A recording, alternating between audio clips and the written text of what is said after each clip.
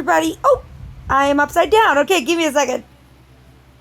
Hello, everybody. I know today I said I'd do Oliver's Determination, but it's 20 minutes long, and I've had a crazy day today. So we're going to do that one next Saturday or next Friday, and then we'll do Sodor's stories, short stories in the next couple weeks. I don't know. I'm planning it all out. So, like I said, I've had a long, crazy day. So we're going to do Oliver's Determination next week. And today we're reacting to Invisible Mike. So let's get started. To all those people watching, I'd like to remind everyone that this video is not made for kids. It's for older fans and adults. Enjoy the long, crazy day, not week. Sorry, I don't know why I said week. fucking video.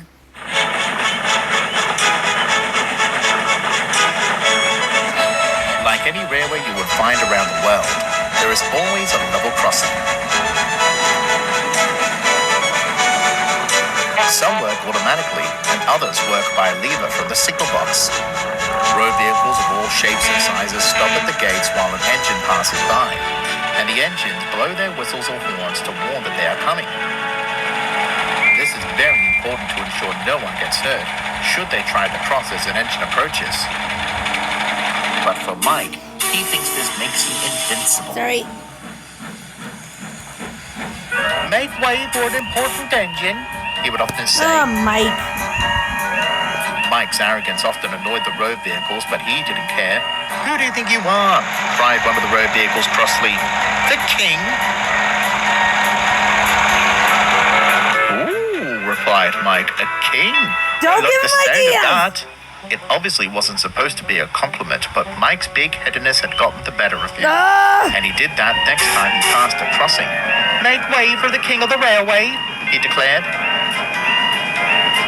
Mike returned to the shed, still feeling proud of himself. The other engines had heard about his boasting towards the road vehicles, and they were worried. You have the right of way when it comes to level crossings, Mike. But you shouldn't flounce around like you're some king, said Rex. And why is that, Rex? Replied Mike smugly. I don't like it. Those crossing gates are meant for us. They are to remind the road vehicles that we are the top dog. Well, you know, you could have an accident one day. Driver told me about an engine that had an accident with a van on the Raven Glasgow Railway over on the mainland. The same might happen to you if you keep being all puffed up in the smoke box. Ha! Scoffed Mike. I heard about that engine with a van. It wasn't truly the Alpha engine like yours truly. Rex and the other engines rolled their eyes. Mike's haughtiness had not made him see any sense. It would have been better if he had.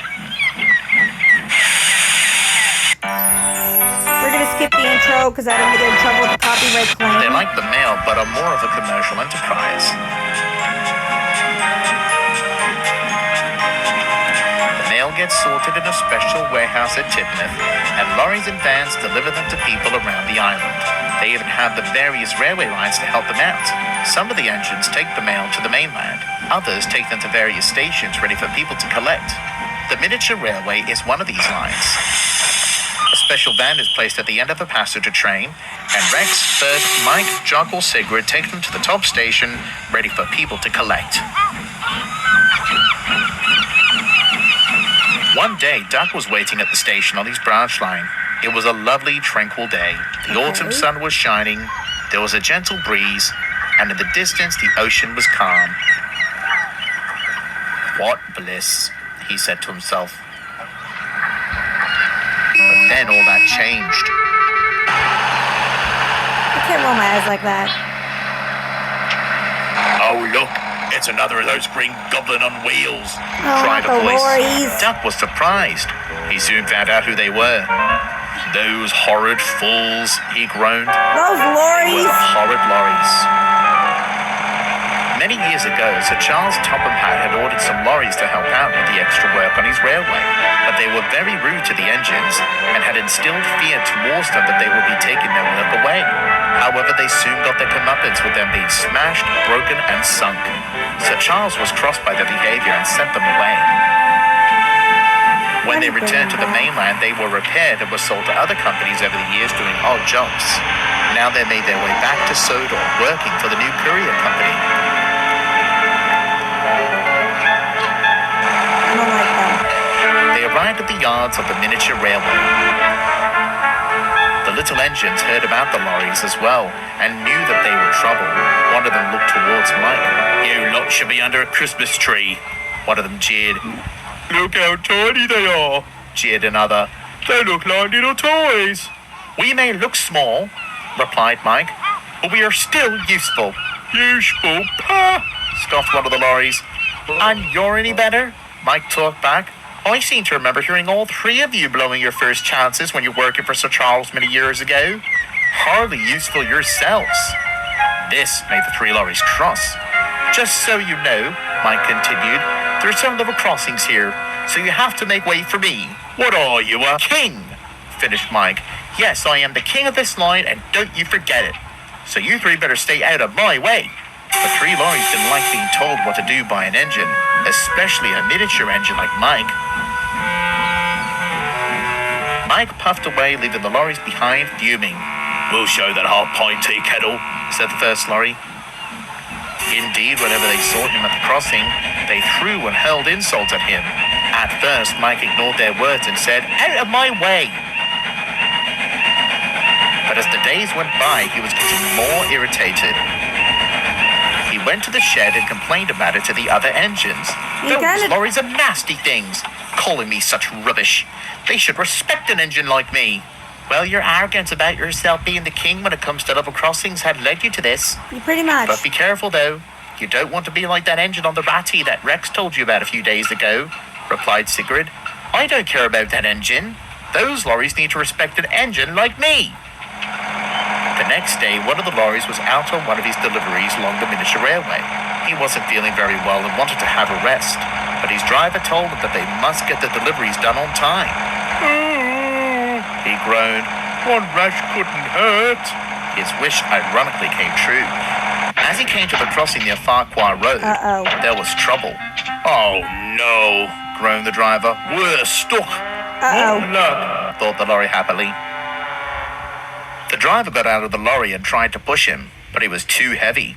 He tried it again and again, but the lorry wouldn't budge.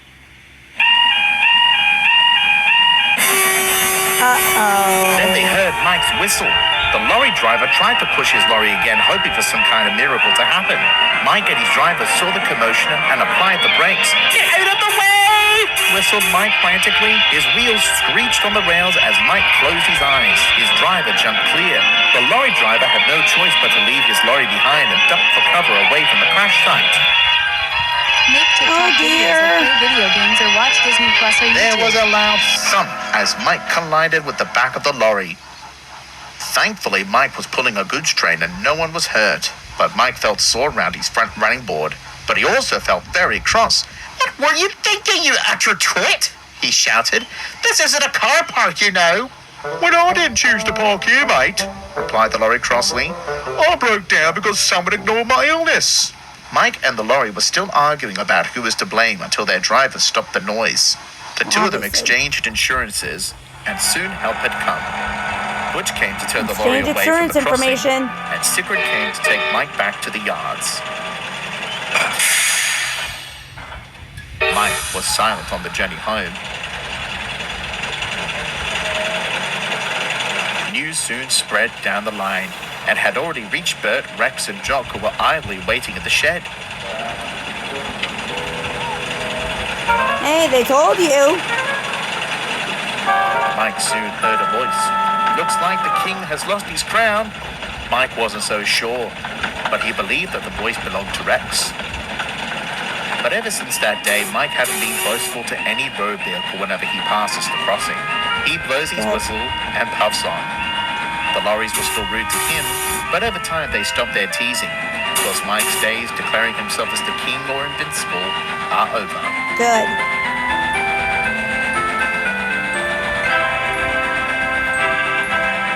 That was a good one. That was a good one. I liked it. Like I said, guys, I'll do Oliver's Determination next week. Today was just a busy day for me, so I'm going to do that one next week. This is KB101 signing out. Adios, everybody.